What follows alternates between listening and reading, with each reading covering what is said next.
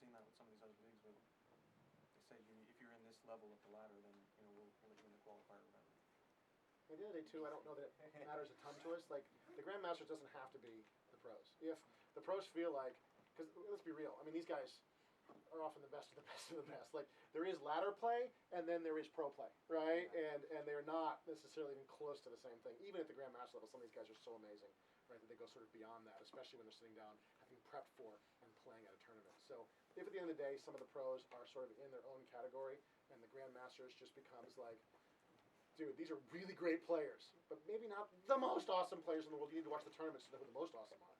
I think that's okay. Like, I think it's okay if the tournaments become the defining place to know who's the best in the world today.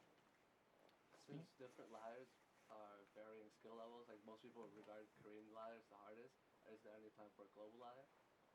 I don't think we were planning on doing it right yet, but we've heard the request. Right? Like, we have some technical difficulties in terms of, you know, a lot of the cross-region play stuff. The system wasn't really built that way, but we're definitely looking at a lot of those issues.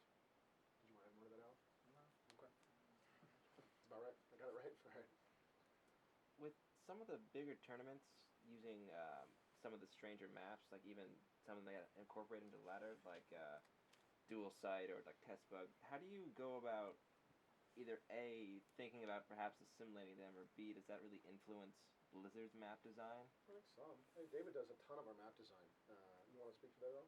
Yeah, so as you know, we tried using coloring alter on the ladder, and our general philosophy is we don't like breaking solid rules on our ladder maps. For GSL specifically, they like to change mineral amounts, mineral patch numbers, as well as using high yield geysers, which we don't, in place of normal geysers, stuff like that. But we think that for tournament play, that's fine because they're the best players that can learn those side rules. But ladder actually has a lot of lesser skilled players, including bronze level players as well as silver level players. So when we fixed all these things and put the map on the ladder, a lot of people enjoyed it, but at the same time, a lot of players that really enjoy watching GSL didn't like the fact that we made these changes. So I think going forward, our plan is to try to choose the best maps that we don't have to change a lot of things on to put on the ladder.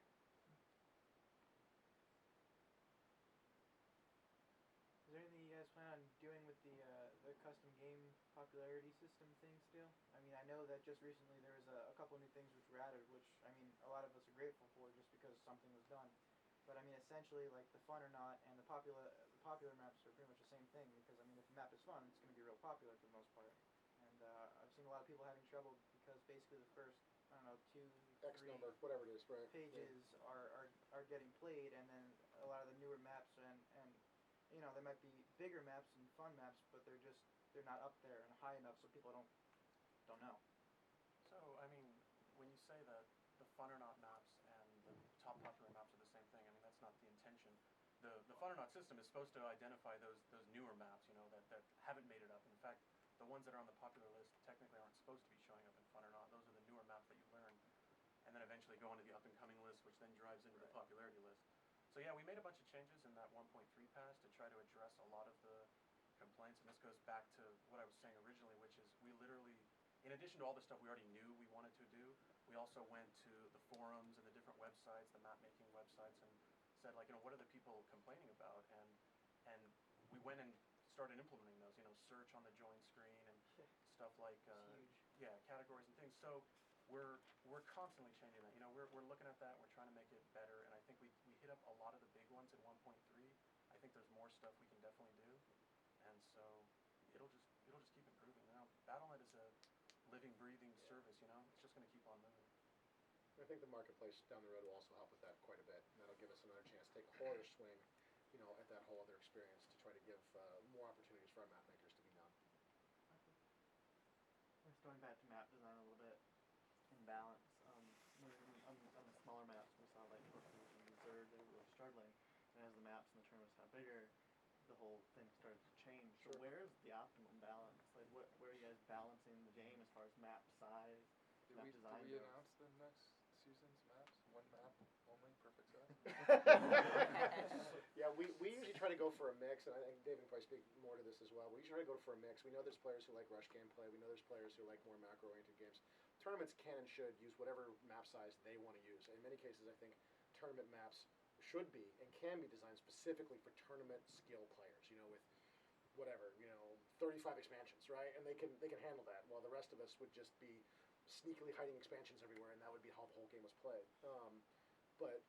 We definitely try to have a mix when we go in, and I don't know what the optimal size is going forward. There's obviously changes to the metagame, which suddenly make map sizes or even just map layouts less than optimal, which is why we're trying to roll the maps sort of as often as we can. We did a pretty decent roll with this last season. We got another season coming up with more maps changing out. That David's been and Matt have been hard at work on trying to get us new maps for that as well. So we'll just kind of keep tuning it as we go forward. I guess would be my thoughts on it. Yeah, our previous goal was to have a third of each, a third rush maps, a third normal maps, and a third macro maps. But that's been changing because of what we're seeing in tournaments as well as what maps people are preferring to play online.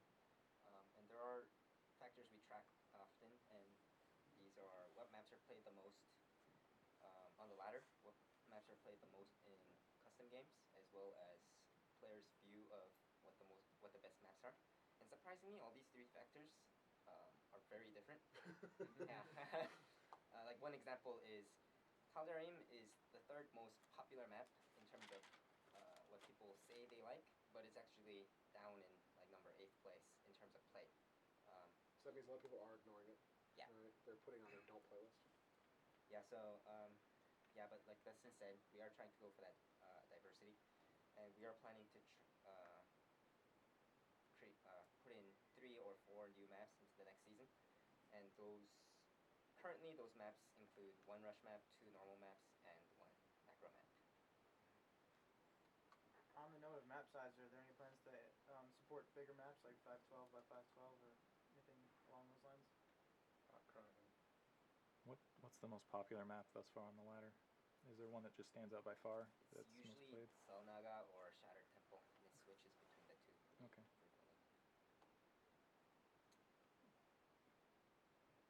Alright. Are we gonna see a Zerg UI instead of a Terran UI? And Heart of the Swarm? Oh, on Battlement? Yeah, it's like the Battlement menus and whatnot. We're still looking at it, yeah. It'll be fun. As long as we're finishing, is Artosis ever going to make Grandmasters? You guys could help You know them better out. than I do.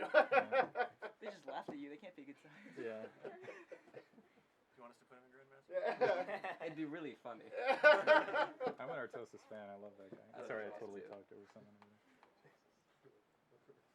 So I think we're Alright. just about done for the week. Sweet. For press. Hey, thanks you Thanks, guys everyone. Thanks for coming so much. Here. Really appreciate it. Thanks for meeting us. I appreciate you guys being